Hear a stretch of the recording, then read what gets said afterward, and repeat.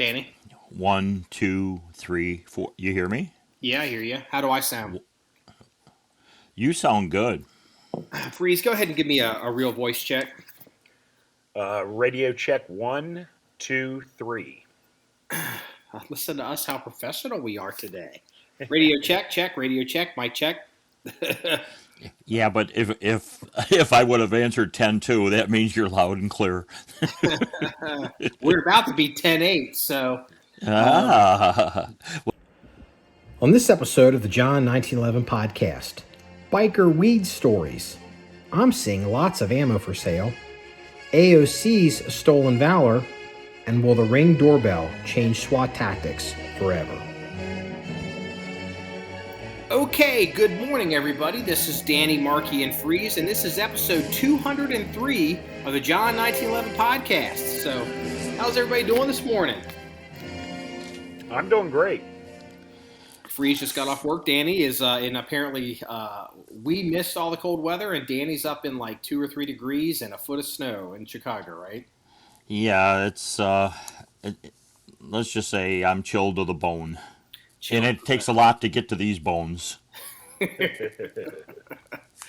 So we were talking about this off pod. I'm going to go ahead and we're just going to continue the conversation. Danny was apparently looking at the video that I published about the chainsaw, and he made a crack about, how come the chainsaw didn't have white grips on it? Because everyone's making fun of my white grips on my 1911s, and I had posted a photograph. I've painted the grips on a single stack Wilson gun, and I took some Target paint and hit them, and I was like, you know what, this will look good and it'll wear better. It's better than the grips I had bought. Yada yada. No one really cares. And so I posted it. And I'm like, hey, come at me with your Bubba comments. I'm ready. I did it for me. It's the reason I do it. I've always done it in the past. I'm going back to it now. Some guy comes in. He's like, totally burns me. He goes, yeah, I wouldn't worry about the 1911 guys. It's a 9mm, so it's not a real 1911 anyway. They're going to leave you alone. I was like, wow. Ouch. Dang. The grips are the deciding factor. Wow. Holy crap. That's harsh. Yeah, well, that's the internet, look, as we get to be bigger, the band hammer will be used more and more. Shit. People for that. No, first off, I wouldn't ban them for that. I'd give them a freaking medal for the burn. Yeah, I was actually pretty impressed. I was like, I thought that was funny. Like, that medal's going to have a little fire extinguisher on it. And I think our regulars are figuring this out. I think the new people don't really quite understand. I mean, look, we do moderate comments. We don't allow people to attack other commenters or attack us. But we personally, at John1911, if you can burn us and you're super creative about it, we like that. It's pretty good. We respect the game. Oh yeah, like, absolutely. Man, that was a good burn. I like it. Yeah, that was pretty good. So, what's been going on with you, Freeze? I haven't talked to you in like a week. Well, I had originally I had a surgery scheduled this month that got canceled, and I'm not going to go into details on pod, but Illinois sucks. And is that a dig at me, Freeze? No, well, I mean, you live in Illinois, so suck it up, bitch. No, my insurance is based out of Illinois. And, okay, so just in a nutshell. So instead of having this surgery locally, which I had set up, I spent hours and hours of doctor visits and paperwork and phone calls. I had everything ready to go. And then the insurance company, which is based out of Illinois, says, oh, no, we're not going to cover that. And I'm like, okay, why? And they're like, well, we're going to refer you to this other group that works with your company, and they'll tell you what you can do. So in a nutshell, I can have my surgery in Indianapolis, Indiana, Chicago, Illinois, Boston, Massachusetts, San Antonio, Texas, Seattle, Washington, or San Diego, California. And I'm thinking, well, okay, that's kind of crazy. And they're like, no, we'll fly you out and your care. No, check this out. This is insane. They're like, do you have someone that, can take off work and provide you care after the surgery? And I'm like, sure, my wife's retired. They're like, well, great. We'll fly you and your wife out. We'll put you up in a hotel, cover all your expenses for as long as it needs, and then we'll fly you home. And I'm like, how insane is that? And they're like, well, we know it's kind of a new revolutionary concept. And I'm like, it's stupid. You're telling me you will fly 2 people across the country, perform a surgery, put them up in a hotel. Oh, and by the way, after the surgery, it's real nice to get on a freaking flight, and fly home, embolism, blood clots, and all that great shit. You're not even going to be able to walk after the surgery. Well, this surgery is outpatient, dude. I know, but you're still not going to be able to walk. I mean, well, with a walker. I'm not going to go to like a major HIPAA thing, but you're having knee surgery. It's like, what the hell? No, they're saying that after the surgery, you basically with a walker, you walk on out, and it's the whole thing is insane. And so now I had to cancel everything that I had lined up. I had to cancel my surgery, pre-op physical, disability from work. I have to cancel everything, and then I have to start at ground zero with their new regulations and bullshit. So I've got all these phone calls and paperwork and crap. I mean, this is insane. Plus, not to mention, I know here in Cincinnati, the good surgeons opposed to the bad surgeons, because not all surgeons are created equal. And I know quite a few people in the medical industry, and they can refer me, because I know tons of people that work in the OR at different hospitals around the city. And, and I can always get a referral. So I have no clue, to go to whatever hospital in Chicago they allow me to do this procedure in. I don't know anything about the surgeons up there, and I don't have anyone that can tell me. So, I mean, this whole thing is just freaking insane. I've never seen an insurance company that wouldn't let you have a surgery local. I mean, yeah, I have to. I mean, like when we have bid out insurance, because we have to rebid it every year, basically for employees, we have to do it per state. The idea that I would have employees in Ohio or employees in Indiana that would fly to another state to have medical procedures, that doesn't even seem possible. I mean, it costs me money to have insurance in every individual state for if there's an employee in that state. Like this, I don't understand. This is crazy. Well, also, hey, by the way, we're going to put you on an airplane this is the new thing during the quote pandemic. Obviously, when you have knee surgery, they're gonna put me in freaking coach on an airplane where I'm cramped up for how many hours. And, there's always a risk of blood clots, especially right after a surgery. And then they're going to throw me on an airplane. I mean, it's like the whole thing is just now the one saving grace with that is if I pick, say, Indianapolis, I can drive. And by the way, if I drive, they will pay me mileage. I mean, this whole scenario it's just fucking dumb. Well, Freeze, I have a couple of answers for that. You should come up here to Chicago and have it done, because when you're waking up out of recovery, wouldn't you just love to see my face, number one? So that's one thing. Yeah. Realistically, to be honest with you, Danny, I don't really want to see your face, but I wouldn't mind seeing your wife's. I won't mention her. Well, yeah. Well, thank you. I'll tell her that. Hey, you know But what? Hey, you know what? Any woman that can run a snowblower is a good woman. And you know what? Yeah, there you go. yeah, it's a good thing she's a big bustly type one, you know. But anyway, I just had my surgery a few weeks ago, and you talk about the blood clots. They sent me home with a Lovenox. That's Blood- the blood machine that you.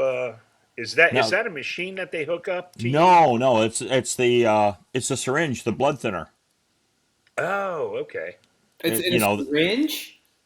yeah, it's a syringe. It's a prescription, and we had to pick it up at the drugstore, and they said take these Lovenox to make sure that your blood stays thin for a few days. That's what they did. Oh, And wait, I'm not done yet. They also sent me home. You talk about medical things changing. They also sent me home with a suture removal kit that the missus had to take out, or a medical person that I know had to take out. Yeah, We- but that's actually common. They've been doing Yeah. that for years. and let me Really? tell you, we Yeah. have a lot of younger people. And I wouldn't say super young. I mean, I'd say the average age of the person listening to this podcast is probably 35. So, but 35 compared to us is young. I guess we could go ahead and officially say, in case the listener at home is wondering, getting old ain't for pussies. Holy shit!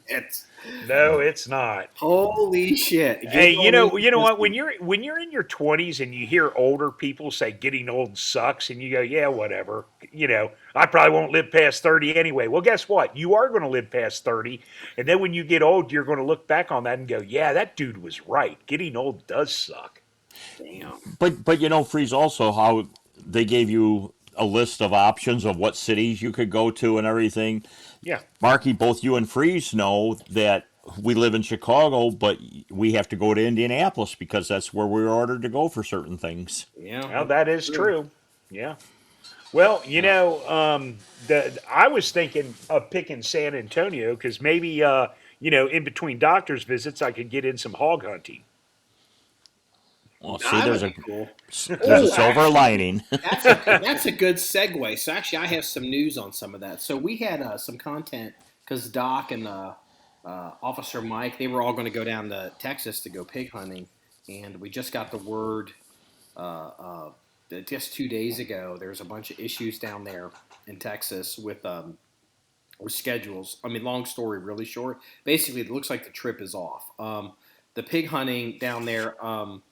The people that run it, they're in law enforcement, and they're having issues with the jails and the courts, and they're racking and stacking people in the county jails, and they're not pushing up the state prisons, and they're also, I guess, they're having issues getting people in the court. So they're so backed up, they basically said nobody down there can take time off. Oh man, that So, sucks. this trip is Doc was pretty upset. I was looking forward to seeing pictures of the hogs they harvested personally, but man, that's a bummer. He zeroed that new barrel for nothing. Yeah, I mean, Oh well, no, trust me, it wasn't for nothing. He'll get use out of yeah, it. he was going to use a Scar 20 because he's got a hunting load for it. That's what we were doing the one day, and Doc is a prolific loader, and so I was like, well, you know what, he seemed kind of bored, and so I picked him up yesterday, and we went running around to do some errands. And I tried to get the ZB26 yesterday, but I couldn't. That guy wasn't available. So we ended up hitting a couple of the gun stores around town. And I will tell you, this one store, I've never been to it. It's relatively new, and they had ammo stacked out on the floor, the cases. I mean, there was easily 50,000 rounds of ammo, and they had cases of 9mm, cases of 5.56. Dude, they had cases of 40. They had cases of 10mm. Oh man, where's it was- this at? Actually, off pod, send me the name of the place because I know someone that's looking for 10mm. I mean, was it crazy priced? Oh yeah, Oh yeah, I'm sure. I'm sure it was. A case of 9mm was $800. A case of 45 was $1,000, and I didn't even get the price on a case of 10mm. But dude, you know what? I'll tell you something. I did. I looked in their store. They had a Rock Island. They had a couple of them. Rock Island 10mm single stack 1911s. I've been kind of looking for one. Yeah. And this gun, it must be one of Rock Island's. Again, they're not like Wilson, but it wasn't a base gun for them, and it wasn't a bad gun. It was like $600 some. It had a nice, it had fiber optic front. It had adjustable rear, ambi safeties. It had the same crappy ambi safety that your gun has. But still, it's an ambi safety though. Yeah, it had decent fit and finish. It had a ramp barrel, and I was like, it had a bull barrel on it, which I'm not totally hip on, and so it had this weird reverse bushing type thing on the front. Yeah, but I've never seen one quite like this. I mean, again, I've been kind of out of that game for a while, but I'm telling you what, I wasn't really a buyer yesterday, but I was like, Well, but you know what? For the price, though, man, I'm telling you, I mean, full blown MSRP, it was under $700. It was $6 something, and it wasn't like $699. It was like $623, $653. Wow, that's incredible. It was a lot. The same guy was talking to you about who is interested in 10mm ammo. Bought a Dan Wesson 10mm 1911 just a couple of months ago, which he really, really likes. By the way, he said it shoots great. Is that a long slide gun? No, it's not a long slide. But you told me it was a long slide. No, you know what? Maybe no. You know what? You know what? You may be right. I think it is a long slide. Mm-hmm. But he told me he'd let me borrow it to look over it. I might do a video on it one day. But I think, I don't remember what he paid for it, but I think it was in the $1,300-$1,400 range. It is a Dan Wesson, and they are fine 1911s. I mean, they make a damn good gun, Well, and honestly, I mean, you'd pay that for a Kimber. Oh, you paid more than that in a Kimber, apparently not. But I do have a problem, and it's a virtue of my age and also kind of being out of the 1911 game for a while. Like the idea to me that I would when I see a Dan Wesson that's $1,400.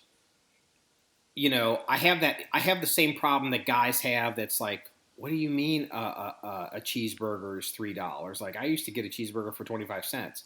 Like my perspective on what I would pay for stuff, like a Dan Wesson back in the day, I was like, I would pay, because I'm screwed up because I don't know the new prices. Yeah, like that kind of it just kind of hurts me a little bit. But the reality is, I see that. Yeah, a lot of these, I mean, shit, dude. This this Wilson gun, that we're talking about that I painted the grips on, Wilson sent it over. I was like, okay, I'm not going to be really interested in this 9mm, and because it's a traditional 1911. I was like, you know what? I'm interested in the modern stuff, not.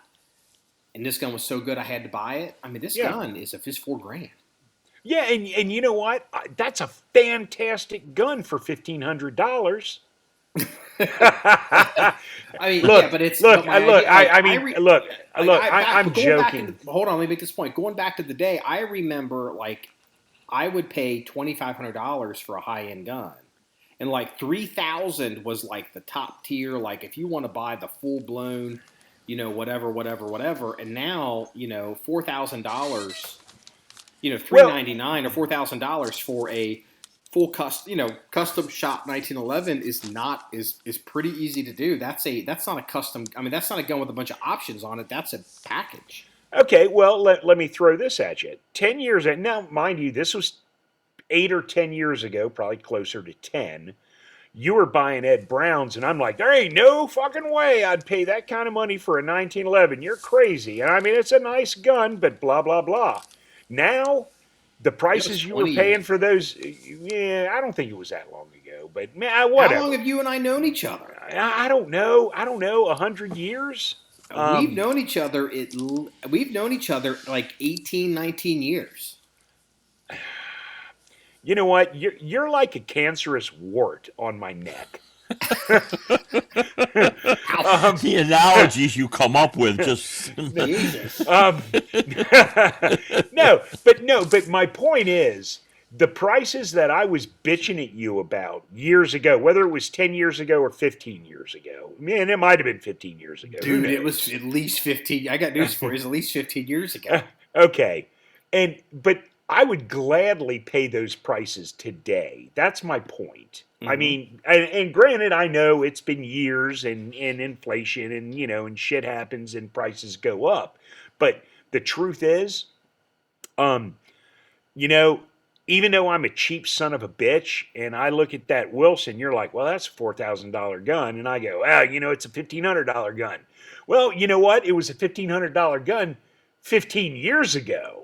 And in today's market, I mean, that's what it commands, and it's worth the money. If you have the money and you want a quality firearm, it's worth every penny of it.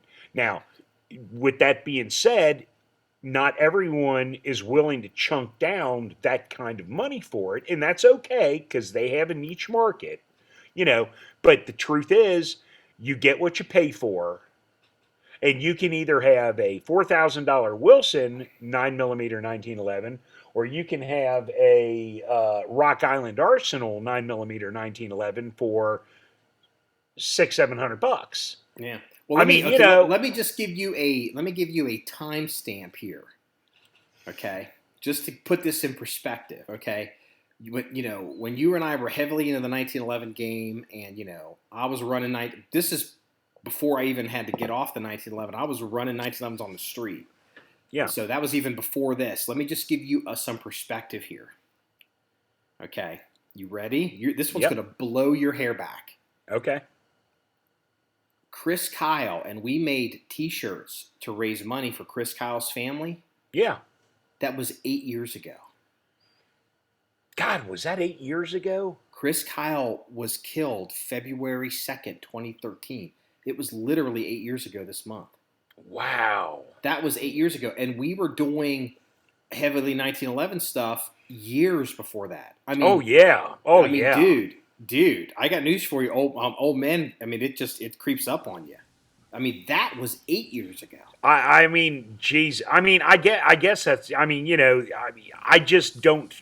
I don't look back and think, wow, we got into the whole Chris Kyle T-shirt thing 8 years ago. Hold on. The company that I used to work at, that I left, that was 9 years ago. Wow. Well, Hold on. When I retired the first time, yeah,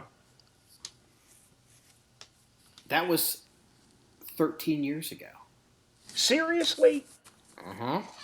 Well, wow. Hold on. That was 13 years ago. God, you're an old bastard. We're all old bastards. But, we've been doing this. I think the John 1911 podcast, I haven't looked at the dates because we just burned them out. This is episode 203. We've been doing this. I mean, we've been doing these podcasts, I think, for 3 years maybe, or 4.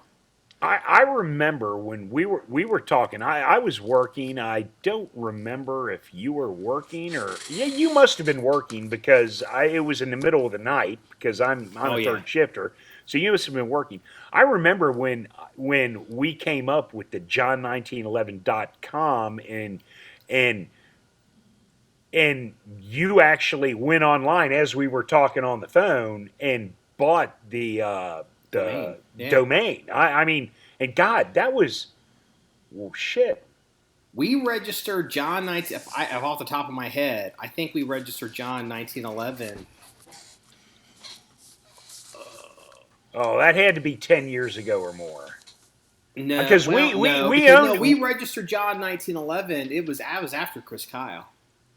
I'm pretty certain. No, I'm pretty certain bought the domain before then, and we sat on it because we bought shoot, I don't know. We bought several domains. Oh yeah, we had to buy all the iterations of it. And we sat on a lot of these for a long time. You know what? We did. We sat on that for years. We sat on John1911.com for a long, long time before we actually kicked it up and put it out there. Well, to bring this in perspective as to why we did this kind of stuff, because we, as Tactical T-shirts, were experiencing all kinds of drama with Facebook, because Facebook was our bread and butter. Like Tactical T-shirts exploded on Facebook. We didn't plan on that, but there was a lot of money coming in, but we also had a lot of money going out to Facebook, and we used to spend a lot of money advertising, and we started to have issues, and we started to realize we have got to have a plan B.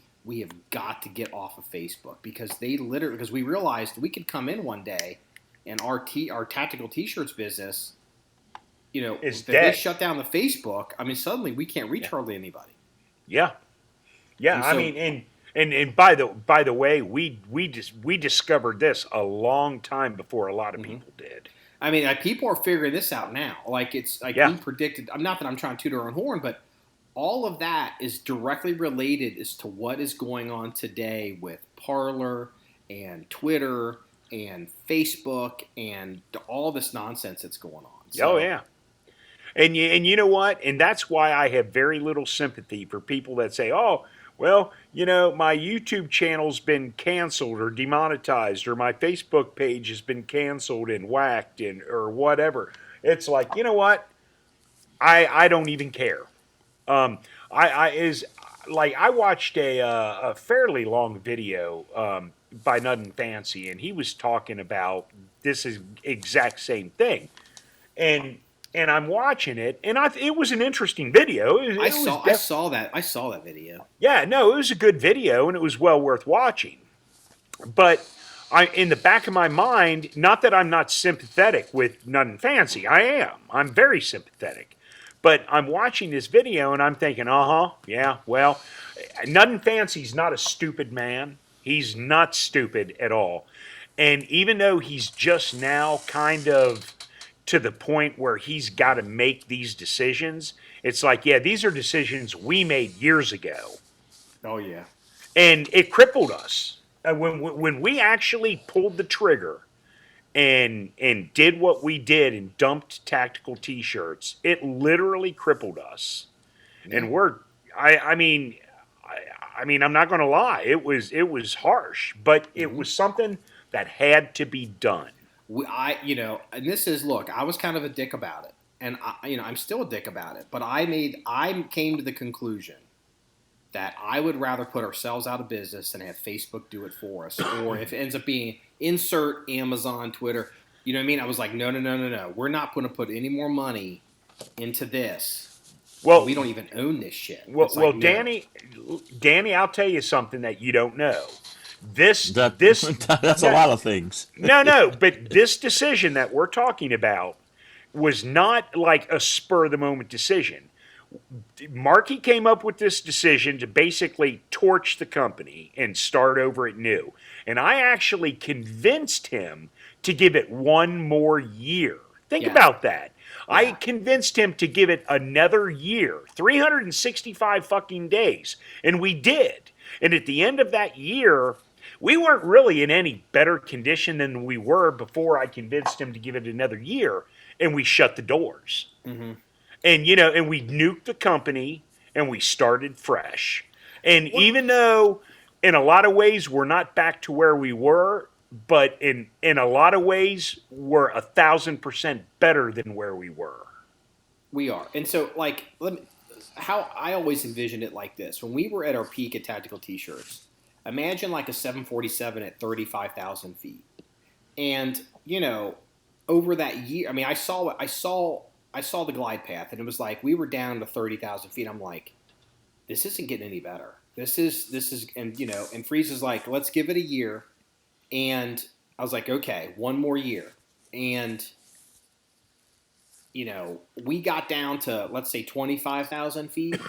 And people just objectively doing a drive-by would be like, man, you guys are fine. And I'm literally like, nah, dude, we're gonna slam into a mountain, and then we're gonna hit Yeah. we're not gonna hit a mountain. We're not gonna land at 0,000 feet.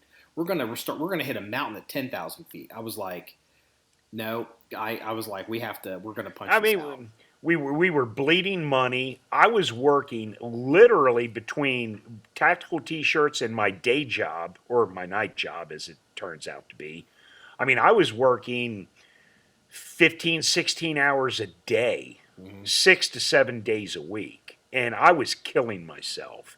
And we were bleeding money like someone who got shot in the femoral artery. It just wasn't working. Yeah. I mean, You we know? had Well, money, but you it guys was might have been more profitable if Freeze didn't buy that container ship full of pink underwear. that's pink women. That's what did it. This the Yeah, women's pink thong. that's what Yeah. did it. It's all my fucking fault. No, but here's the thing, Danny. We were making money. I mean, the T-shirts were selling. We were Oh, making we were money. making money. There's no doubt about that. I mean, and it hurt when we shut it down. We weren't but, growing. But we weren't growing. It was going nowhere. Mm-hmm. And that's the problem. When you're going nowhere, why kill yourself to stay in the same spot every freaking day? I mean, it Right. just, it was. I mean, like I said, there was money there. I mean, there was a fair amount, but we were also spending a hell of a lot of money too. People, I mean, some people who run businesses will know this, but it takes a lot of money to run a successful business. And Yeah, and it just wasn't. I don't want to go on forever about this, but yeah, this was all intertwined with social media companies and customer behavior, and it's not all Facebook, it's not all liberal media. Frankly, a lot of it is the habits of our customer. We have back then. It's not as big as it is today. But back then, people back then was like their definition of the internet was getting on Facebook. yeah, And it's like if you didn't grab them through Facebook, you couldn't reach them. And it's and it was the idea of John 1911 was I need to train people to go to a website that we own. And what was happening is on tactical T-shirts, people were buying T-shirts from us, because they liked the shirt. The boxcar shirt we talked about last week, or people would buy the Chris Kyle memorial stuff, and then but what would happen is they would figure out like, wait a minute, these are like real gun guys over here. There's stuff going on over there, and we would end up interfacing with people on a T-shirt website talking about our gun stuff, and I was like, this is the way out. I'm like, we need to just stop with the T-shirts and show people, lift up our skirt and show people the gun shit. exactly. And the downside of what exactly you were saying is the Facebook. Let's just call it the Facebook community. I mean, we were spending so many between you and myself. Now, mind you, I'm working, 15, 16 hours a freaking day. And then, you're working as well. You're working your 3.5 hours a day. And but on top of making T-shirts, because mind you, we didn't subcontract this shit out. I mean, we physically made our T-shirts in-house. But and I'm not even going to get into the amount of shit it takes to. I mean, Marky's running back and forth because I'm making T-shirts and he's the runner. I mean, and he put God knows how many thousands of miles on his truck doing this shit. But here's the thing: amongst all this, we've got to monitor Facebook for all the jackasses that came in there.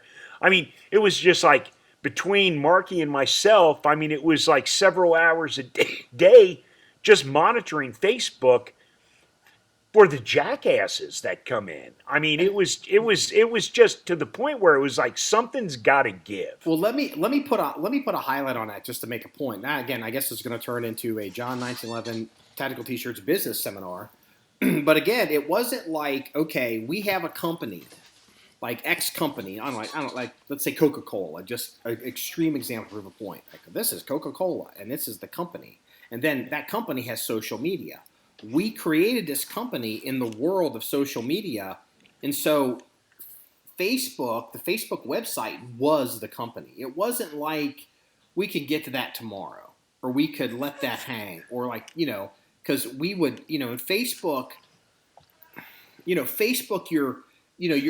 like being a fisherman. You're throwing out the net. You're trying to pull in people to come on to your site to do whatever it is you want to do. Grow your site, convert to sales, do all this kind of stuff. But what's happening is Facebook, we're pulling in people on Facebook. Like let's say 10,000 people. 10,000 new people this week have found our page and they're following us and liking us. 5,000 of those people may be potential customers. The other 5,000 are people that Facebook, even though we've done targeted advertising, those people are on our page, which has now become the company page. The real face of the company, the public face, is a stupid Facebook page. And they're in there, saying goober shit either to each other or about themselves or attacking, because they're just dumbasses on the internet. And right. So the quality of it was like trying to, it's like trying to, conduct a class, imagine Socrates trying to instruct a football stadium full of people. Like, let's go to this. Socrates is going to discuss whatever, and you got a bunch of people in there half drunk. I mean, the whole thing was a nightmare, and that's where we got to the point. People. I love this. Like people on social media, like these kids, like on YouTube. I see it sometimes. Like we've had a few. Like, oh, this is a waste of our time. I'm going to give you a thumbs down, and it's like, yeah, really means nothing. Like yeah. It's like, I mean, like the thumbs down, like you didn't bring anything to the conversation. You haven't spent money. You're not interacting with us. I mean, nothing you're doing. As a matter of fact, your thumbs down is really just interacting more, with our stuff that helps the algorithms. You thumb down us, that's still interacting with us. Do you recall the post we made on Facebook that was the most agonizing bullshit that spent so much of my time and your time?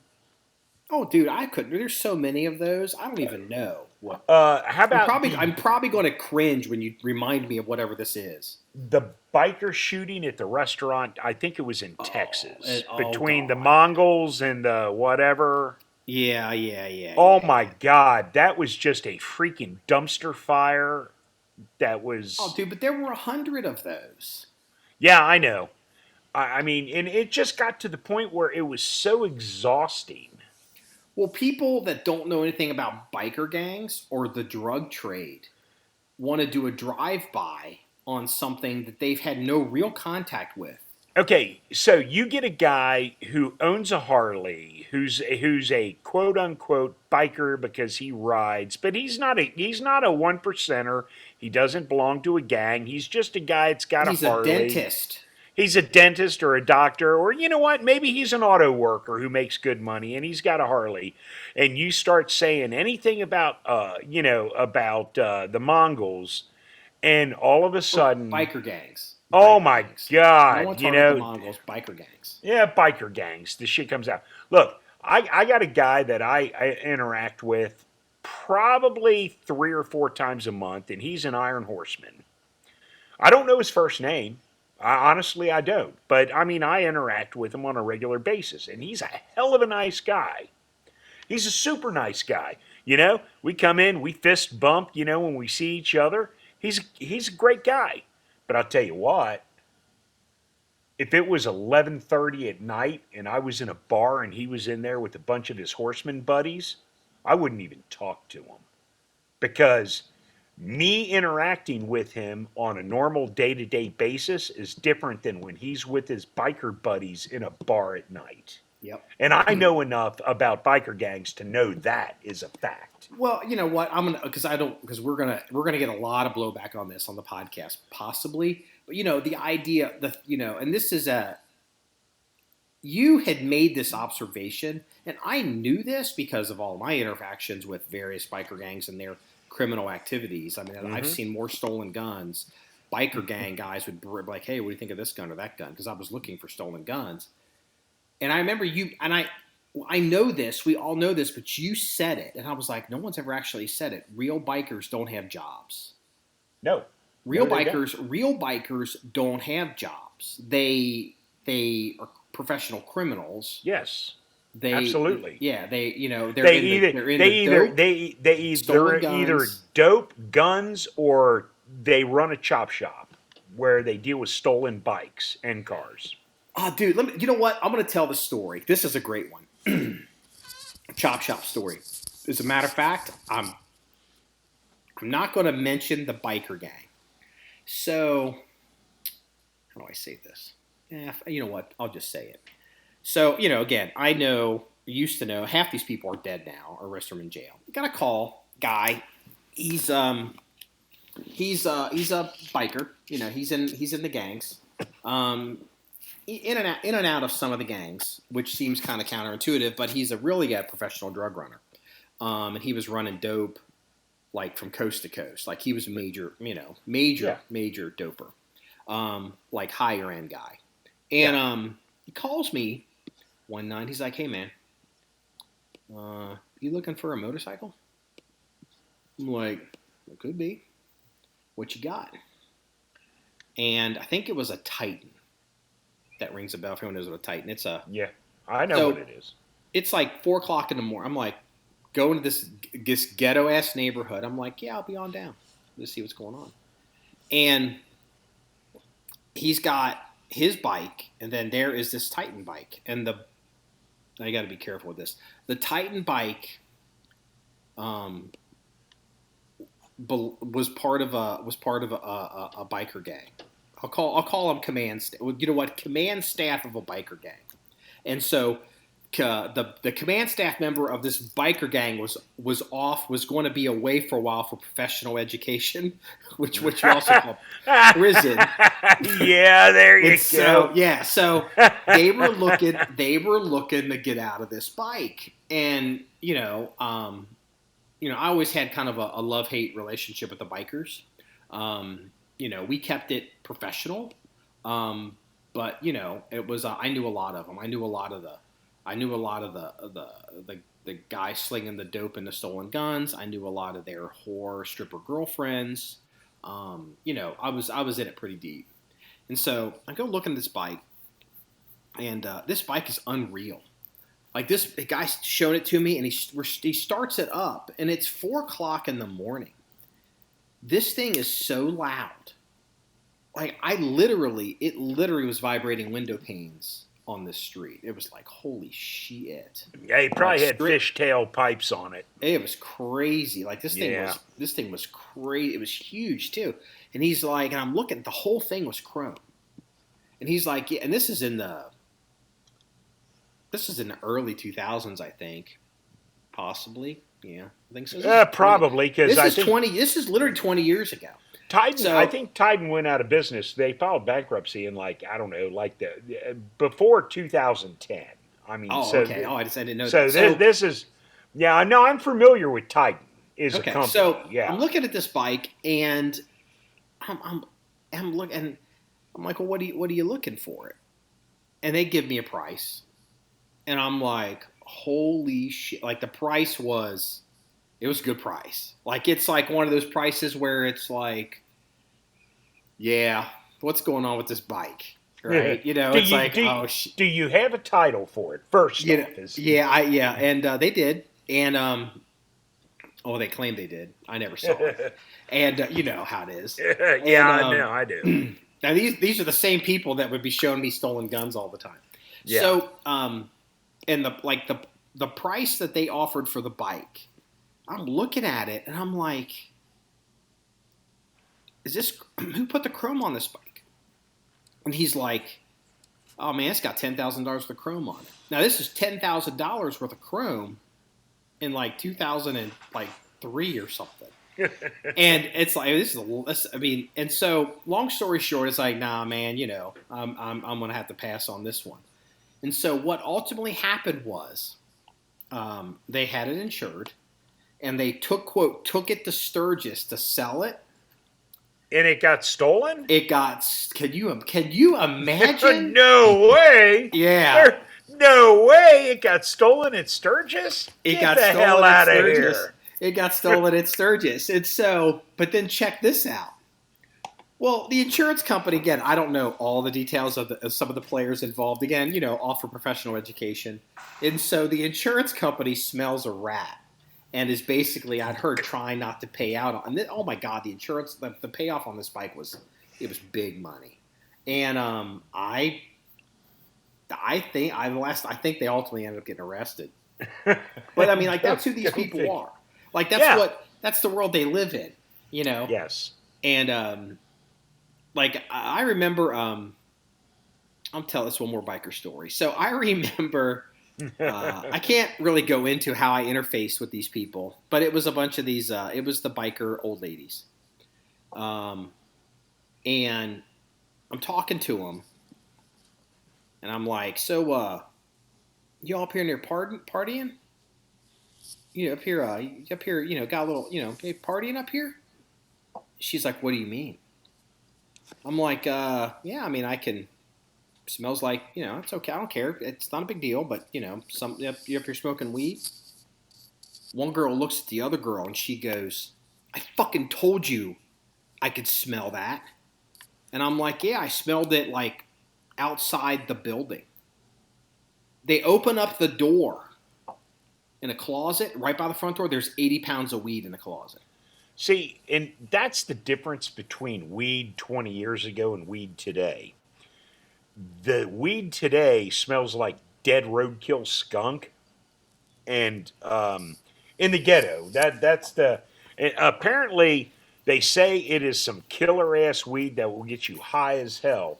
But I'm telling you, you can smell that shit 20 feet away. I mean, 30 feet away. I mean, the shit. I mean, if you've ever been driving down the highway and you smell skunk because a skunk got run over, that's exactly what this freaking weed smells like. And I'm telling you, it's potent. You can smell it a mile away. It's not like it was 20, 30 years ago where, weed is weed, whatever. But I mean, honestly, I can't even imagine smoking this nasty shit. Well, Because I smelled this weed. I probably smelled it 100 feet away outside of a building. I smelled it outside. But it was probably a good smell. It probably didn't smell like a roadkill skunk. Because look, I don't know. I got a guy that I hunt with. He's a hunting buddy. Won't mention any names, of course, or cities, towns, or states, or provinces. And he's 100% disabled from the military, and he's got a little farm, I don't know, 15, 20 acres, something like that. And he grows his own weed for his own consumption. He doesn't sell. And from what I understand, because I don't smoke weed, but from what I understand, his weed is exceptional. But let me tell you something. No, let me tell you something about his weed. It smells amazing. I love the smell of his weed. I love the smell of his weed when it's in a baggie. Because, I hunt with the guy. And he brings weed to hunting camp. He brings weed to hunting camp. And several of the guys at hunting camp do smoke weed. A lot of us don't. I want to go ahead and issue a disclaimer so people don't get it confused. Where Freeze hunts and hunting camp is not the John 1911 range. No contact with the John 1911 range. Contact with these people. John 1911 range is not weed friendly. No, I will say that. Anyway, however, with this being said, I love the smell of his weed. I've smelled his weed in the baggie, and I've smelled his weed when people smoke it. And it's actually a good smell. I mean, I like the smell. I don't smoke weed, so I don't know if it's, everyone says it's good. I don't know if it is or not because I don't get high. But But Sure you do, Danny, Freeze.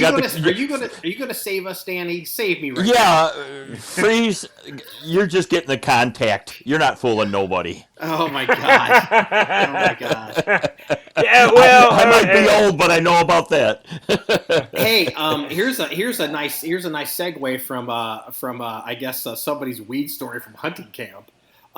There's a story out this morning that COVID and the lockdowns and all the shit that's going on. Apparently, Jamaica is short on weed. There's no way. There's no weed. Oh no, man, not that. And, you're saying Jamaica is like weed shortage? they are claiming, the news reports, it came out this morning. Hey, don't tell me I don't do my job. I was like, what the hell? So apparently they've got all these curfews and lockdowns, and they're claiming that it's at night guys can go out and, quote, tend to their crops, and that's the most important time. So apparently the weed market in Jamaica, man, is hurting bad. And I was just like, really? Okay, no weed in Jamaica. Okay, Marky, have I ever told you my weed Jamaica story? Oh, God. No, you know what? No, and we are not going to. We got to get off the weed. I tried to get off the weed. I'm trying to get off the weed. Because I love Jamaica. I do. I vacation there many times. I enjoy Jamaica. Actually, I got married in Jamaica, just as a point of reference. Well, that's how much I like Jamaica. Between the T-shirts and the websites and the weed and all the other things, I couldn't get a lead into the politics, so I was just sitting. I was just sitting here quietly. Hold on, Danny. Tell me about AOC and stolen valor. What the hell is going on with her? Well, you know, it was so. She's a fucking liar. Wow. I mean, we all know it's true, but wow. Did you see the meme of Forrest Gump carrying, it was a Bubba out of the jungle, but they put AOC's face on it, on Bubba, and so, and like AOC like was in Vietnam. Oh, no, I did not. Yeah, it's pretty good. So, well, you know, I have a theory on that. If you notice, all the press this week has been on Representative Green, you know, and getting her removed from the committees, this, that, and all the other things, which we touch on later. Well, AOC during all of this has not had any headlines or actually been relevant in any way. I think that she has to keep herself relevant by maybe creating, embellishing, or whatever adjective you want to throw in there with these stories. You know, I mean, and back to how when she was sexually assaulted and the siege of the Capitol reminded her of this. You weren't even there. You weren't even there. Okay. You know, but yet she writes this letter and all these people are, oh, poor AOC. Come on. If you're going to say something, say the truth at least. Okay, now you're talking about this. Now I'm going to share a post that I saw yesterday, and Dinesh D'Souza posted this. Okay, and here's the headline, and I watched the video, and it's actually pretty. I mean, I don't know if. I mean, I guess I shouldn't expect anything different from CNN.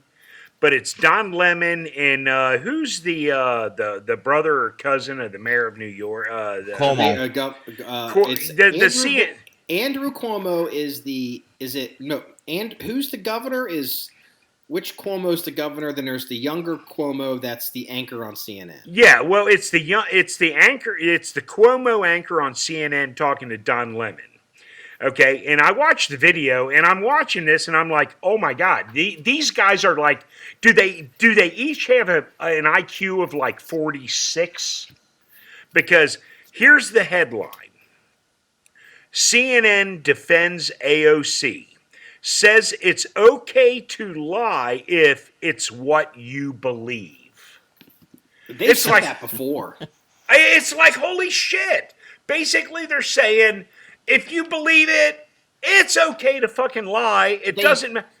They used to do that, to be like, well, no, this is, quote, my truth. This is my truth. And look, this is the fundamental weakness of the extreme liberal left.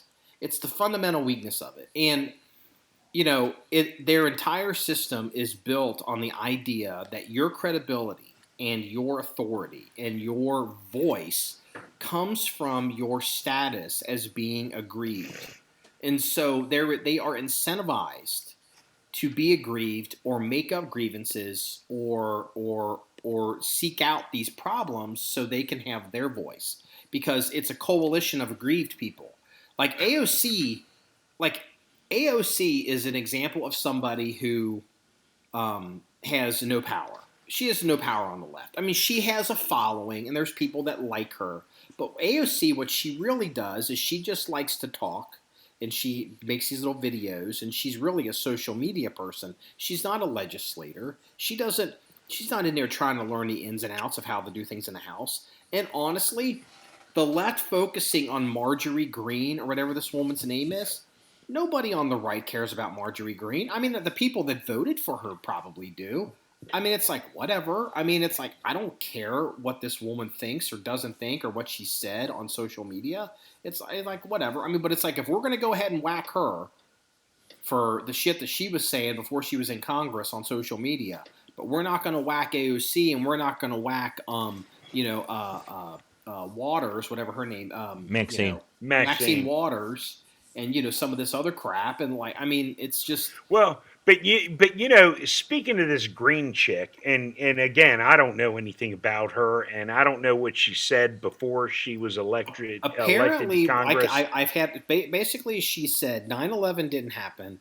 She's apparently said school shootings aren't real. They're all false flags. I mean, that's probably a bit much what she said, but she said something along those lines, and she said something about probably QAnon or something with QAnon. And look, okay, that's all a little crazy, but but whatever. Okay, but here's my point.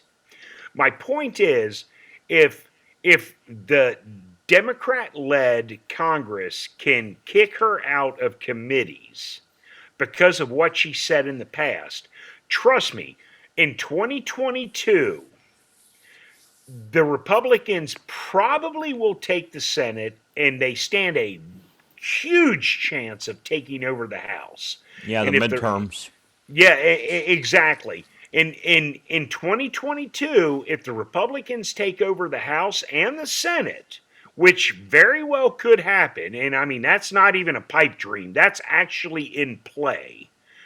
The truth is, all this shit that the Democrats are going to do are going to come back to bite them in the ass, because you know what? Maybe we can kick Maxine Waters off of all her committees, because she said some pretty inflammatory fucking things over the years. And you know what? You can pick a whole lot of Democrats that have. Eric Swalwell is literally, I mean, he's been banging a Chinese MSS agent, basically a Chinese KGB agent. Let's just call it this. Yeah. Well, don't forget that Eric is also the lead impeachment manager. Which is a joke. No, isn't it though? Impeachment. The impeachment's over. It's not even, it's just, it's already. I don't think it's hardly even being covered in the news, which tells you it's a joke. Well, it's not unfortunately. Unfortunate for the Democrats. The impeachment takes precedent over any of Biden's cabinet nominations, so all of those are now put on hold. Well, the thing is, they're going to get that done pretty quick. But it's really interesting. Like, this didn't get a lot of coverage. But you'll notice, okay, your friend and mine, because we talked about him on pod, Leaky Leahy, Senator Leahy is the president pro tem of, the senior, he is the senior, he's the senior member of Congress, I think, of the majority party. And so he's not the leader of senior of the Senate. He's not the majority leader, but he's the senior guy. So during this presidential impeachment, you'll notice that it's not Chief Justice Roberts that's going to preside over the impeachment, which I heard is supposed to be required by law. No, and this is where it's interesting, because It's not. It's you have to look at the why the statute was the way the Constitution is written and why things happen the way they do. I watched Bill Clinton's impeachment. Like I watched it. I watched it live. And I watched Rehnquist. And so the founding fathers in the country realized that if you had to impeach a sitting president, the vice president is the person who's the president pro tem of the Senate, who would preside over the hearings. Okay, because that's what the vice president does. They're the president, but there's this, that's like it's president, vice president, and all that. Okay, so it goes president, vice president is technically the senior person in the Senate, and then the Speaker of the House is now in line for succession after the president and vice president, in line of succession. Founding fathers realized there's a problem here, and the problem is if you're impeaching a president, especially when they originally wrote the Constitution, it wasn't really the president was going to be whoever got the most votes. The vice president's whoever's got the second most votes. They changed that after like 1803. But the problem is they realized if you're impeaching the president and then the vice president is presiding over this trial in the Senate, that vice president is not a disinterested party in the proceedings, because if the president gets removed, the vice president who's presiding over the proceedings gets to be president. There's a huge conflict of interest. So what they did is basically when a president is being impeached, the Chief Justice of the Supreme Court will preside over the trial. And actually, history lesson, the Supreme Court used to be in the Senate building, by the way. It used to be in the same building. It wasn't always across the back of Capitol Hill. It used to be in that building.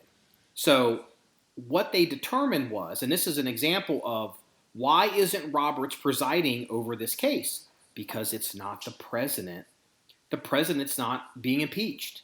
If Donald Trump gets removed from office, his vice president doesn't get to become president. Kamala Harris doesn't get to become president. I mean, basically, Roberts basically saying, you know what, we're going to sit this one out. There's no reason for us to be in this. It's over. It's like this is just a show trial for dog shit. And that was the way the Supreme Court was like, yeah, whatever, y'all do you, because you're a separate branch of government from us, but we ain't going to be a part of this because we don't have to be. And my question is, that's very good. I never knew that, Mark, is why the Chief Justice wasn't there. But my question is, legally, how could you impeach a citizen that is not in office anymore? Well, that's a very good question. And people aren't really sure.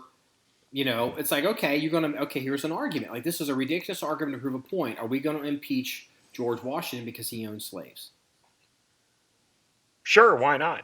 I mean, at this point, it's a dog and pony show, so why not? Yeah. The derangement syndrome is unbelievable. Well, you know what? Look, okay, now let's have the real conversation. Let's be real, okay?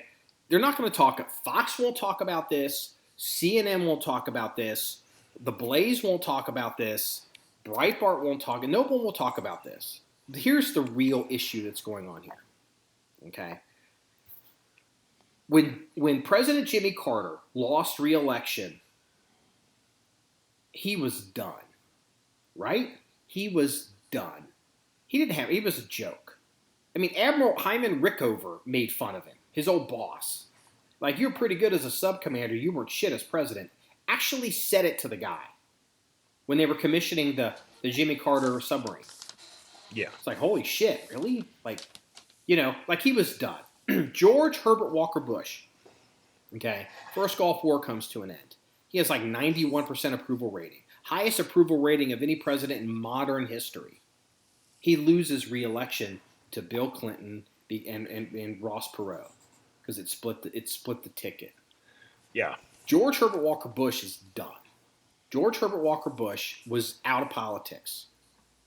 I have never in American history, probably since Teddy Roosevelt would be one, and maybe Andrew Jackson is another one, has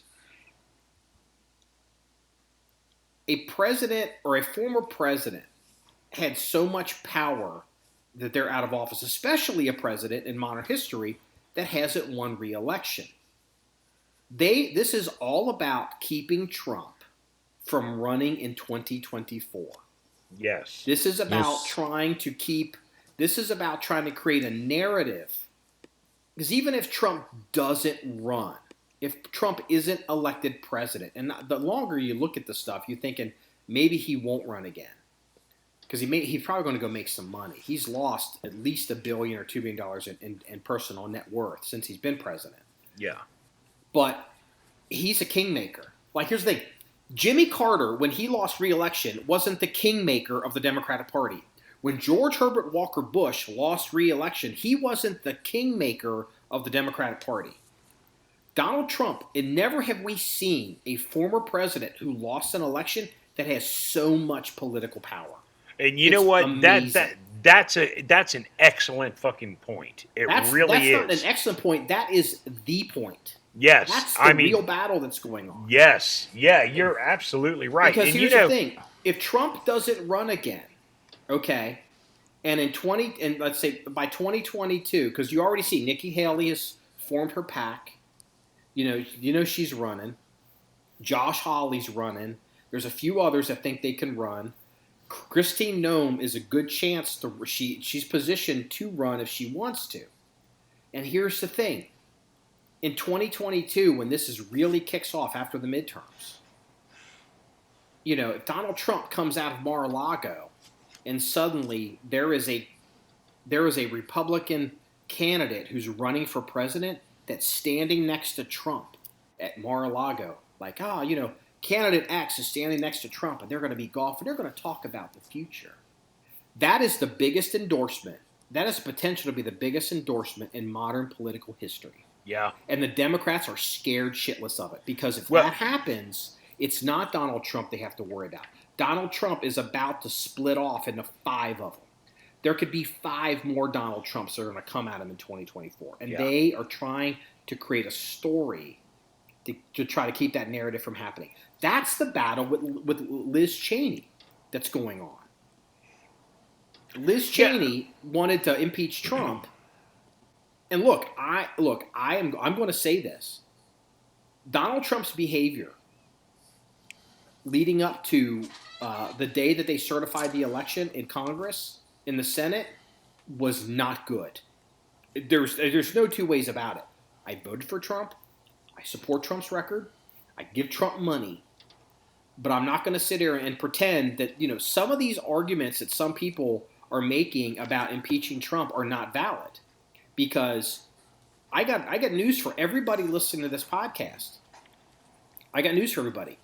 If what happened on January 6th on Capitol Hill, if it was Barack Obama that did that, everybody that is against impeaching Trump, there's a good chance that 90% of them would be for impeaching Barack Obama. Now, I'm not playing whataboutism, and I'm not saying that Donald Trump, what Donald Trump did was wrong or what Donald Trump did was whatever. But here is what it really was. The Democrats have been running around for a year. Really, they've been doing it since during the Obama administration with the Occupy Wall Street movement. The Democrats have decided the Democratic Party has decided they get to have their own militia. You don't do what we say, and you go against us. A group of people could do a flash mob and show up and get in your face. They show up outside Senate Majority Leader's house. They show up outside Tucker Carlson's house. They show up in these cities. They do all this. They've been playing with, and they're playing with fire. A lot of these Democrats. Because they want to have power, but they're playing footsie. They're playing footsie with radical communists that would just as soon shoot them in the face than actually vote Democrat. So Donald Trump decided, this is what happened. Donald Trump has decided, I get to have a militia too. And I'm going to get my people all riled up, and tell them things that probably are not going to happen, and get them to show up outside of Congress and act like fools, because people in crowds act like fools. And don't be surprised when there's people in that crowd that are communist, are leftist, are anarchist, and they're not like you and me. That's what really happened. That's what's really going on. Well, they'll never garner the 67 votes in the Senate to impeach him. No, that's why the media, you'll notice nobody covers this anymore. No, because look, once again, Donald Trump will not be impeached a second time. He will not be. Here's the thing. Hold on. Here's the thing. Donald Trump has Donald Trump has been impeached a second time. They voted to impeach him. No, I know, but hold on. But he'll be acquitted. But here's the real answer. The more you do crazy shit to Donald Trump, and this goes back to AOC and stolen valor and their brand of politics. This is the great irony of all of this. The left is a coalition of aggrieved people that trade on the idea of victimhood. And all they have done to Donald Trump for 6 years is treat him like dog shit. Like it's unreal the shit they've done to him. And if now they're impeaching him when he's out of office, he lost re-election. I mean, look, he's not president. Okay, we get it. Okay, all that does is if he decides to start having rallies and he starts talking, he's gonna be like, "Yep, they did this, they did that, they Ukraine, it was a perfect phone call." Or now they're impeaching. I didn't do this. I wasn't. They want to fight, and they're fighting. They're attacking me, and the only reason they're attacking me is they're trying to get to you, and I'm between you and these crazy people, and so that's going to be the argument, and it just helps Donald Trump. And they're realizing this is not a good argument, because now the Trump campaign or the Trump legal team, he's fired his legal team and he's hired new ones right before the impeachment. And they want to go into the Senate and they want to have this trial and they want to talk about the discrepancies in the election. They don't want to talk. They're not going to argue about January 6th. They're going to argue about, November 3rd. You know what? This out of 203, what is it? What are we on? Podcast 203? This is 203. Out of 203 podcasts, this might have been the most inspirational thing you've actually said, because I totally agree with you 100% on this. Flattery will get you everywhere with me. Yeah, I know that. Well, you know what? Does it, you know what? When it comes to my annual review, does it get me a raise? It might. Well, when you two wake up in the morning next to each other, one of you two are going to say, "I feel so cheap." No, Danny. In all fairness, I feel so cheap every goddamn day of the No.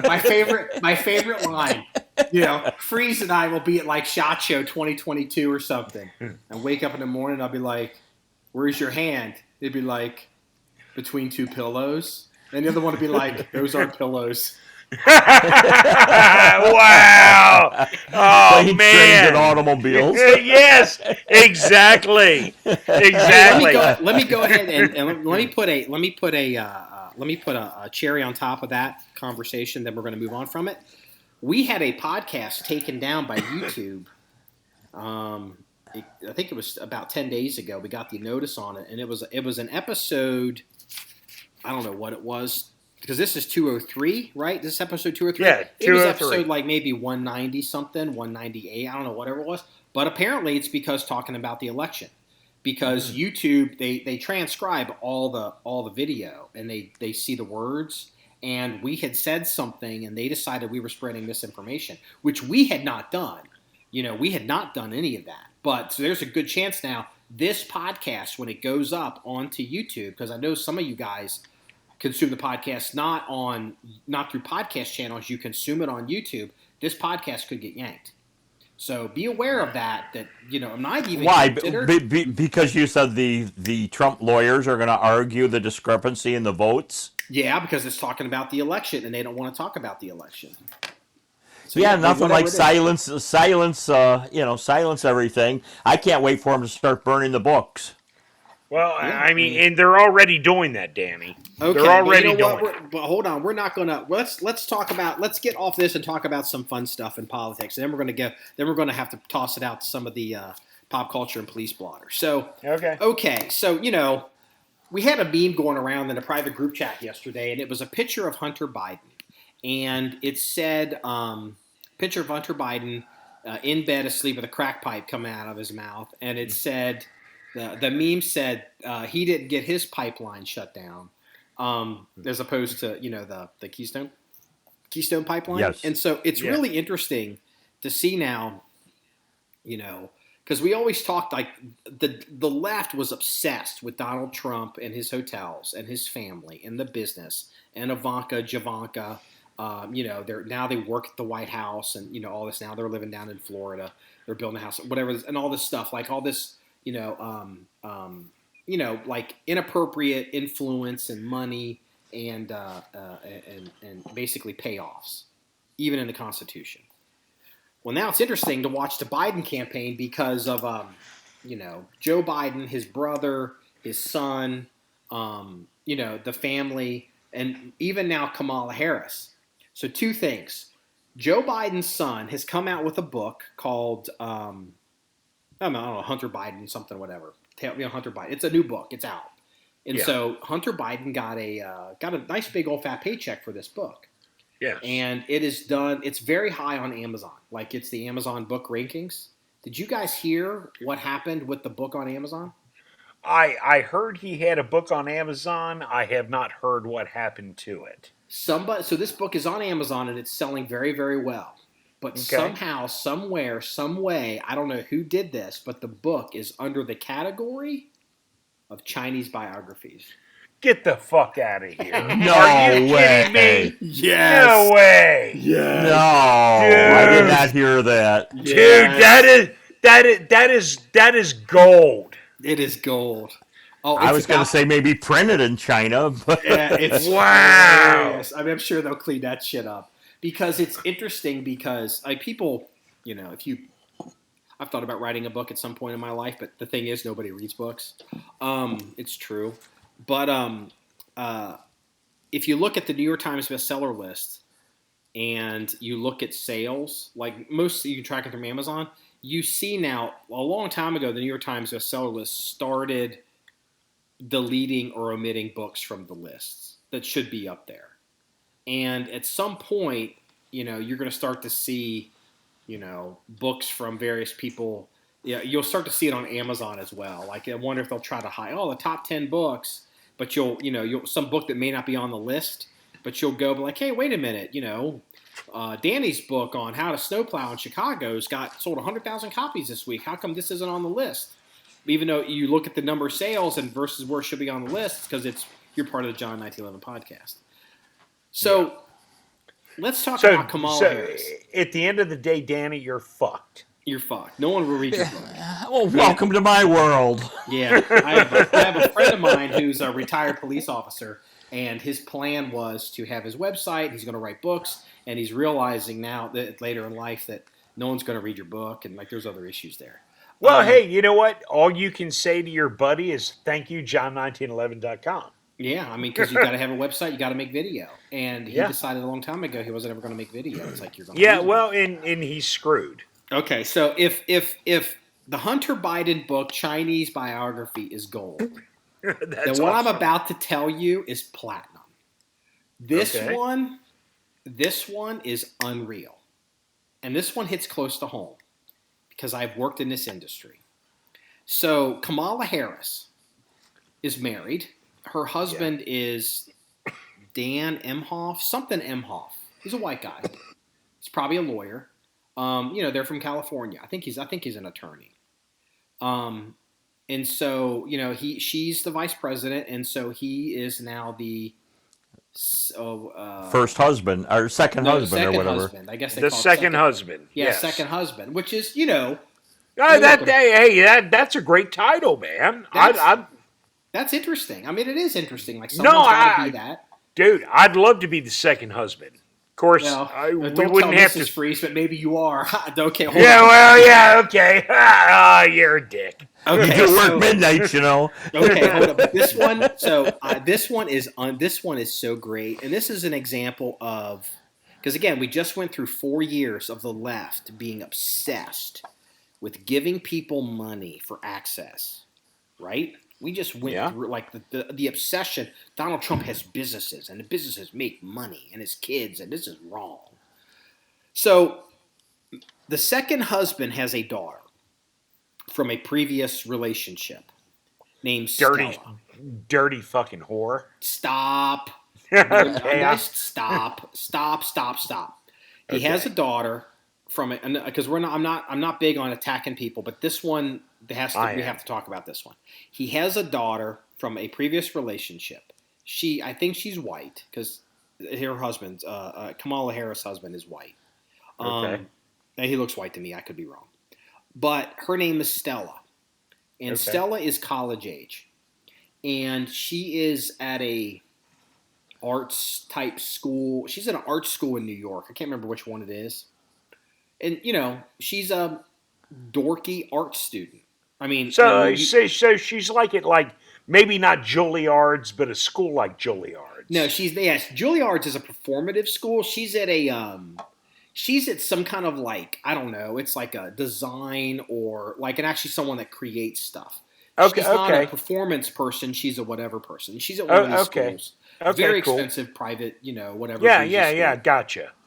And her name is Stella Emhoff, and she's 22 maybe. I mean, she's college age. She probably didn't take a gap year, so she's maximum 25. She's not. I think she's 22. Okay. And when you Google Stella Emhoff when you're listening to this podcast, and you see her photographs, I want you to remember what I'm about to tell you. She was just signed by probably one of the top modeling agencies on the planet, called IMG. You know what? I heard about this about a week ago. Mm-hmm. Yes, and I did. I heard. I don't care what you think about the fashion industry. I don't care what you think about Hollywood. I don't care what you think about modeling. You need to do yourself a favor, and you need to Google Stella Emhoff, StellaEmhoff,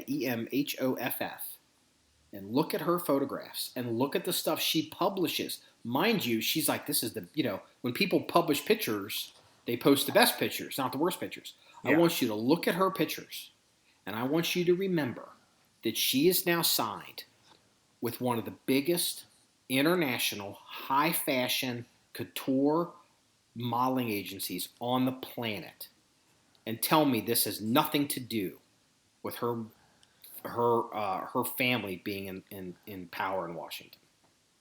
The fact that her stepmother is vice president of the United States has nothing to do with her sign. Well, you know what? This reeks of Chelsea Clinton. Oh, hold on. This is worse than Chelsea Clinton. Okay. When you see the photographs, look, Chelsea Clinton got jobs at magazines because of her mother. Chelsea Clinton, I'm pretty certain, could probably proofread a paragraph. Okay. Stella Emhoff is now signed as a major modeling agency. And so here's what's going to happen. At some point in the next year or 18 months, Stella Emhoff is going to get her first runway job, or she's going to get her first print job, or first catalog job. I don't know if she's going to do couture, if she's going to do runway, if she's going to do commercial. I know this industry. I've been in this industry, majorly in this industry. And what's going to happen, she's going to show up. She's going to show, there's going to be her first show, and it'll be in New York Fashion Week. Maybe it'll be at a tier 2 thing, like something in South by Southwest, and they hire some models. Or maybe it'll be something in Italy, And what'll happen is the vice president of the United States and the second husband will show up in the crowd, and it'll be this big, giant dog and pony show so the modeling people can have access to the people in Washington to get invited to the parties, to get invited to the White House, they move her into circles of power, and this is so cravenly nuts when you look at this girl's photographs, because I am not big on attacking. I don't like when people attack the first lady. When they attack Michelle Obama, I won't put up with it. When people attacked Melania, I wouldn't put up with it. People attacked Laura Bush, I wouldn't put up with it. But this woman, Stella Emhoff, Emhoff, has signed with one of the top modeling agents. Where I'm talking supermodel agency here. Okay. And don't tell me this isn't a problem. I mean, I don't know who this girl is. I've never seen a picture of her. Is she good looking? Is she hideous? I mean, because if she's moderately good looking, maybe you could make an argument that maybe she's okay as a model. Or I just come to two realizations. Number one, Freeze does not pick up when I'm putting down. Number two, Freeze has been drinking for a while. No, dude, well, no. She is as ugly as the day is long. Wow. Now that's Freeze. okay. Freeze, I'll give you an analogy. I'll give you an analogy. Did you ever see the movie Animal House? Yes. All right. You remember when the guys got in the car and went to Emily Dickinson College, what the girls look like? Oh, my God. Really? Yes. Seriously? It's bad. Yes. Oh my! You two keep talking. You two keep talking. No. I mean, look. Okay. Send me a picture, dude.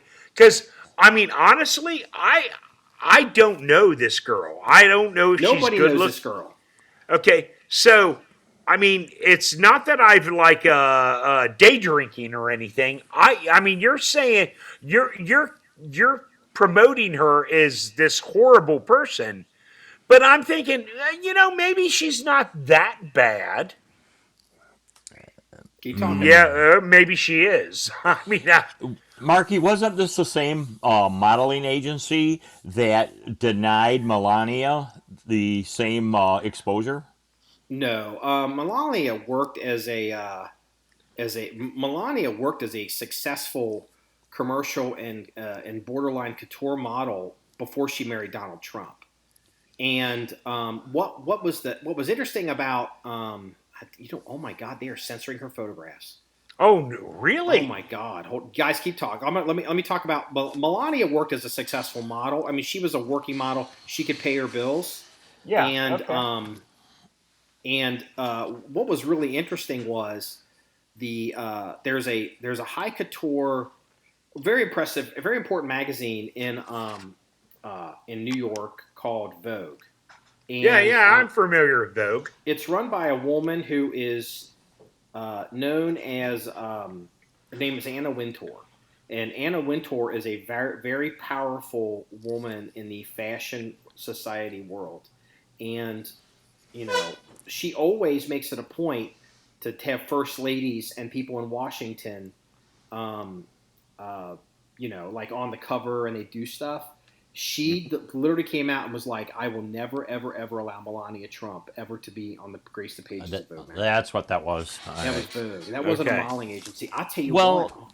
Go ahead. Keep so talking. that wasn't modeling. That was political. Right. Well, right. While you talk about political, it's exactly what Marky had said. It's pure access, nothing else. Pure access. I fully agree with you, Marky. Yeah. Oh, you know what? Hold on. Wait. Go ahead. Keep talking. Okay. I'll tell you another thing. What we forgot to touch on is how Kamala Harris was the 51st deciding vote on the new stimulus package.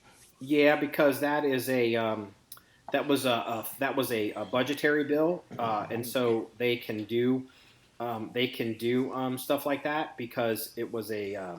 They have the majority. They have the simple majority, and it was more of almost like you can do a lot of stuff with budgets. Apparently, by the way, for the listener at home, the girl's name, she goes by Ella Emhoff, Ella. So they weren't censoring her on the internet. It's just that they her name is Stella, but she apparently goes by Emma or Ella. So she drops the. Here's a good one. Okay. Oh yeah. So they got that through because it's basically like a budget rectification because they've already done a fair amount of. Here's a great one. Freeze, you better get ready. They've done a fair amount of stuff with the with the thing. So I'm gonna send these to Freeze right now. Okay. This is Ella Emhoff with IMG models, and I want you to pay attention to the one where she's wearing the green knit bikini thing. Okay. Ella Emhoff, and tell me this isn't some kind of crazy, payola thing for access in politics. So we just went through all this with Trump and the family, and when you see these photographs, dude, you're gonna shit and fall back in it. So, I didn't tell you real quick. I didn't tell you what a Chicago City Councilman is proposing in front of the City Council. Hold on a second. Hold on a second, Danny. I do want to hear what you're saying. I do. Okay. But I'm looking at the picture of this Ella chick with the green and black checkered hat, with the green and black checkered bikini top, bra / whatever the fuck with it the is. armpit hair too. And she's got the armpit hair. Seriously? Yes. And she's you know what? I'm done. Danny, go ahead and tell me about this Chicago councilman, because this is just too stupid to talk about. Yeah, well, yes. He wants to have the city remove Trump's name off of Trump's building. Is that legal? I don't know. It's personal property. That's what they want because of Trump's promoting the insurrection. Yeah. Well, I mean, I don't think that's even legal. Yeah, well, that's what. We just had an entire year of the left, having violent riots all across the country. But Trump is an insurrectionist. Just keep. But also, Marky, now come on, now you got to look at both sides. If you're a liberal, the riots were justified. Those that happened, on January 20th, those weren't. There's a difference in rioters. You don't know that? Using that logic, what happened on January 6th on Capitol Hill was mostly peaceful. So I don't know what the problem is. Well, yeah, exactly. January 6th, right? But okay. So let's hold on. We got to move on because we're going long. We got to wrap this one up. We got to stop doing these crazy long podcasts. So a couple more things, and we're going to go ahead and toss it. I was going to do from the pop culture segment. There was a story coming out of Myanmar, which is really Burma, of a woman who was doing an aerobic exercise video. She's an instructor, and behind her, and she was oblivious to this, was the military coming in to take over the presidential palace, and there was a coup that happened in Burma, Myanmar. But we're not going to talk about that. I just wanted to mention it because it's super interesting video, because it's just, talk about being, out of it. Yeah. Freeze, you're a hunter. You are you're an experienced woodsman. We've done dove hunting, and there's some sad news out of Paisley Park. Prince's original white dove from his videos, from When Doves Cry, the original dove named Divinity has passed away. No way. Yes. And I want you to take a guess. How Divinity, the white dove at Prince's Paisley Park, how old do you think Divinity was when the dove passed? 16 years old. Danny, you want to place an over or under on this? 28. You read the story. 20. No, I did not. No, I did not. I swear to God, I did not. That was just a guess off the top of my head. That's a damn good guess. 28 years old. So... Okay, now we're going to go to the police blotter. Then we're going to go ahead and put this one up. There's a couple bad ones. There's a couple interesting ones, and then there's one that we're going to go ahead and end it with. There's a story out of a home invader in Fort Wayne. They went to kick in a door, and as they were kicking into the door, one of the guys, because they're having guns in their hand, they're trying to kick in the door, ends up shooting himself in the leg. And there was an incident. Okay.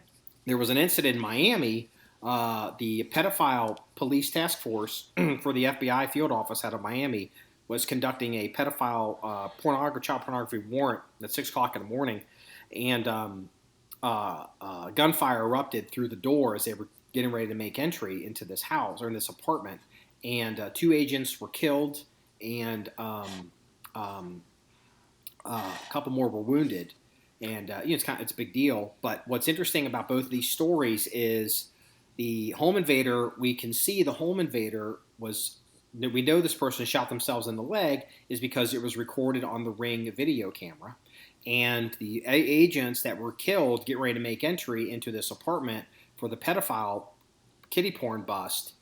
The entry team was being monitored by the homeowner through a doorbell camera, and right before they made entry, he was putting rounds through the door. So both these stories are examples of how the world is changing, and there are cameras everywhere, and that's a continuing theme that we've always run on.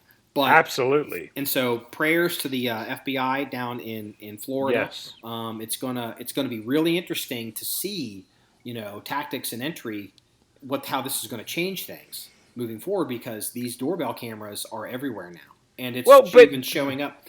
But real quick, because I have one more I want to end on. Okay, let me real quick. I mean, you have camera systems around your house, and so do I. And we're not special people.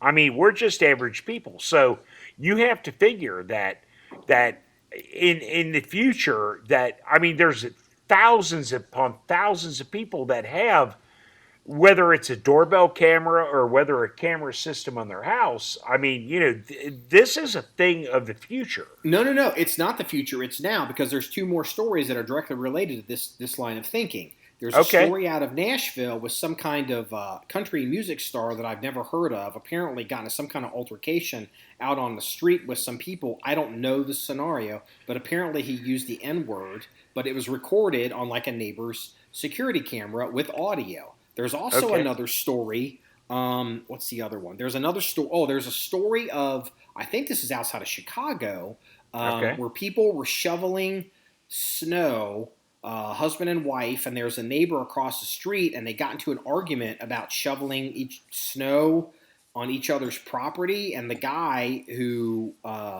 the single guy went into his house, came out with a firearm, shot the 2 people, and then emptied his gun, went back inside, got an AR, went out, and executed the 2 husband and wife on the ground. And all of this was captured in very graphic detail on security cameras around houses, including the audio and the conversations. Like, you are people don't realize you're on video everywhere. And we've talked about this many a times over podcast about how the average person is on video probably a dozen times a day, period. Yes, you just don't realize it. So no, I mean, every time you go into the gas station to buy gas, you're on video. Oh, that's been that way for 15 years. So, but hold on, let me go ahead. We got to toss it. I got one more. This one's a little bit more lighthearted. So I put this under the police blotter, but this could, because it's a crime. It's a crime against humanity, but it also could be under pop culture. Okay. So there's a woman, and she posted this on the internet. She's a parent. And she said, my worst nightmare of all the things I could imagine, I'm in bed at night, and I'm sleeping, and I wake up,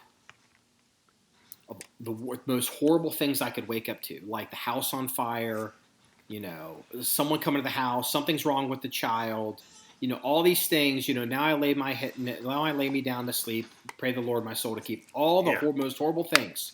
She said, everybody, no. I now have experienced the worst, most terrifying thing that I couldn't have even imagined in the middle of the night as a parent. And she said she woke up to her daughter in her bedroom, and the daughter said to her mother, Mommy, my fart is on the floor. My what? My fart is on the floor. My fart is on the floor? Yes. What's that mean? You are drunk as shit. It means the little girl got up and she went to fart and a shit came out of her ass and it went to the floor. No, I'm not drunk as hell. I mean, honestly, I had no clue what that meant. I thought it was funny. I'm going to have to cut this part out. So anyway, Okay. that wraps up episode 203 of the John 1911 Podcast. If you want to see any stories or pictures and links of anything we've discussed, apparently except for the fart is on the floor joke, please go to our website, john1911.com. That's JOHN1911.com. Remember, it's all about shooting guns and having fun. Everybody, have a good day. See you later. Bye-bye.